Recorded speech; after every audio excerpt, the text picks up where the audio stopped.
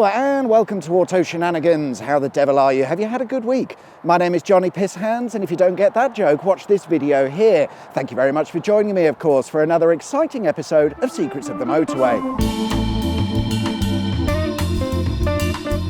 It's December the 28th, so I hope you all had a good Christmas and all going well, and if I get things sorted in time, this video will be going out on New Year's Day, so Happy New Year to you. This week we start in Yorkshire before heading into Lincolnshire along the 26-mile M180 motorway. It was built to relieve the A18, which for years had served as the main link road between the larger road network and the ports and industrial estates to be found at Immingham and Grimsby. The M180 starts at the North Ings interchange where it meets the M18 at a roundabout style junction. However, before the M180 came along, there was a little-known motorway found here called the A18M. At the time, it was merely a 1-mile spur road that allowed you to join the M18 when travelling along the A18 or the A614. Here's a handy map showing how that was arranged. And here's another map from 1979 nearing the M180's completion. The A18M motorway is still marked on the map, despite effectively at this point it's just a glorified slip road. When they constructed the M180, they retained some of the carriageway from the A18M to be reused as a slip road, while some of it was left in a disused state. Fast forward to today and you can visit this leftover section of the A18M and have a nice little walk up and down. It looks like in recent times the leftover carriageway has actually been cleared of any rubbish and rubble, and some new markings have been painted on the ground. I don't know what they're for. If you've got any ideas, please let me know. Whilst looking at satellite images of the M180 and the old A18M, I found on the Tudworth roundabout what appeared to be Vulcan aircraft shapes. These models, if that's what you want to call them, were part of a floral display installed quite a while ago. I can't find the exact date, but that's not important right now. In 2016, the Vulcan display disappeared from Tudworth roundabout without any explanation. It would then later be revealed that the local council moved the display to a new home on a roundabout on the Great Yorkshire Way,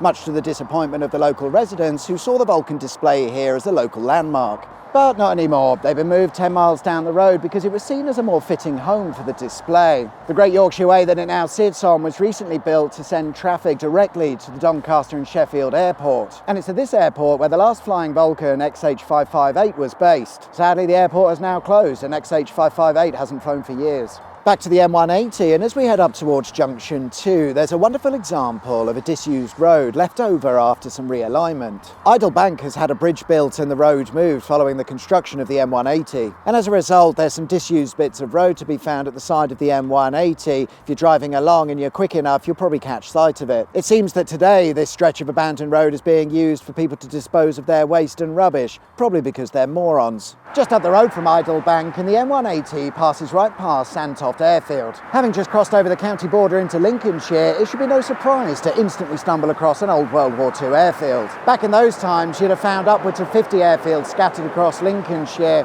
However, it turns out, despite all of this airfield building, RAF Sandtoft, as it was known back then, was a little bit late to the party. It opened in February 1944 and was only open for about a year and a half before closing in November 1945. The United States Air Force took on the site and moved in 1953, but then they moved out 2 years later in 1955. It seems Sandtoft Airfield never really took off.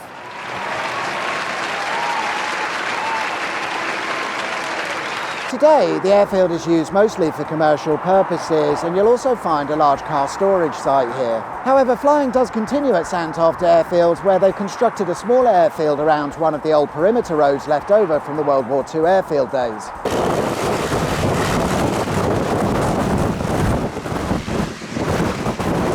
Turns out it's a terrible idea to stand behind prop planes when they're taking off. Another organisation reusing parts of the old World War II airfield is the Trolley Bus Museum. I'd never heard of the Trolley Bus Museum before, had no idea that it existed. It appears that they're closed for the moment over winter, but they've been displaying their vintage trolley buses since 1969. Fascinating. Having gone past the airfield now on the M180 and we drive over the River Torn, you can't miss it, it's quite long and quite straight. The River Torn runs from its source near Harworth and up into the River Trent by Keadby. An interesting feature of the River Torn is found just before it reaches the River Trent, where the River Torn meets up with two other rivers, and for a short distance there are three rivers running parallel. I just wanted to come and have a look at that, that's all it was, so we'll get on with the rest, I guess. Junction 2 is the second junction on the M180, and it kind of is what it is. There's not a lot to report here, really. However, having just passed Junction 2, the motorway crosses over a now abandoned and disused railway. The railway used to be part of the Axholme Joint Railway, however there's not really a lot of evidence to be seen from the motorway. But if we follow the old railway to the north a short distance, we find this.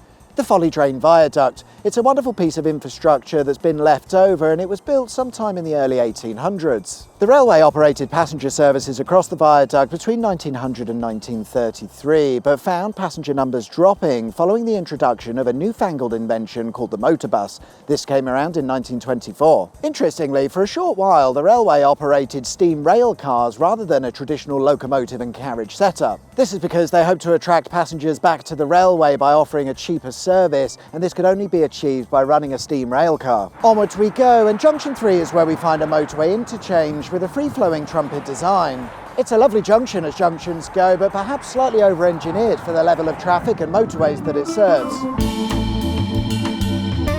The M181 is a short spur motorway built in 1978, most likely to serve the steelworks and industry in Scunthorpe, but these days it doesn't really seem to have much use for anyone. Originally, the M181 was a near-perfect straight 2.5-mile stretch of motorway, but in 2021 was interrupted somewhat by a large roundabout. The roundabout was installed in preparation for construction of the exciting Lincolnshire Lakes project. This project involves massive redevelopment of the area, which is the nice way of saying goodbye open countryside and fields. We need some new shiny buildings. And whilst it is called the Lincolnshire Lakes project, by the time it's finished there'll probably be more buildings than there is lakes. The good news, I suppose, is that the over-engineered Junction 3 will start to justify its existence, because we'll no doubt be seeing an increase in traffic numbers over the next few years. I'm going to stand this way because of the wind.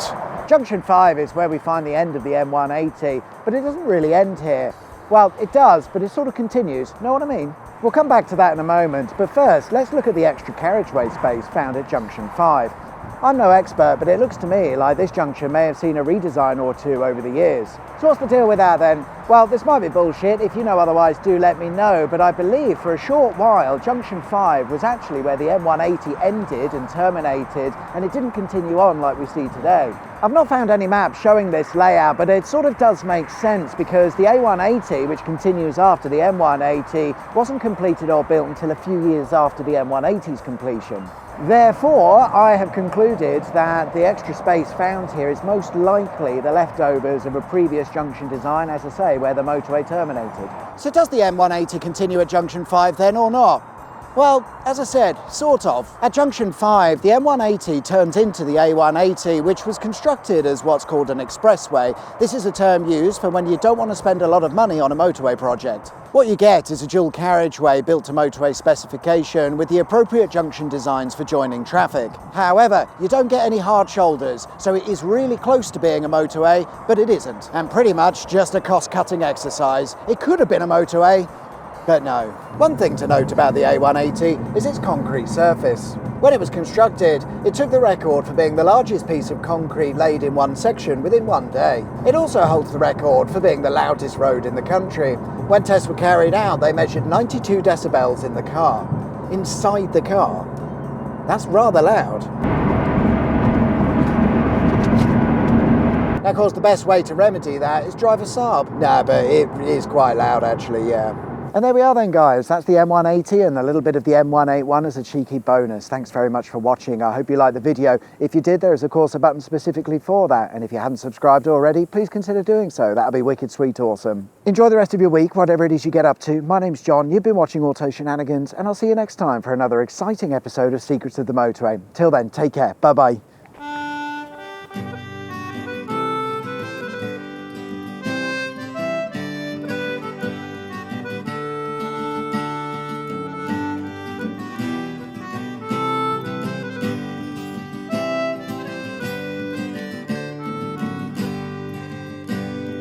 Here's to the Grimsby lads out on the trawling, all the night long on the billowing deep, shooting their nets with the heaving and hauling, all the night long while the landsmen do sleep.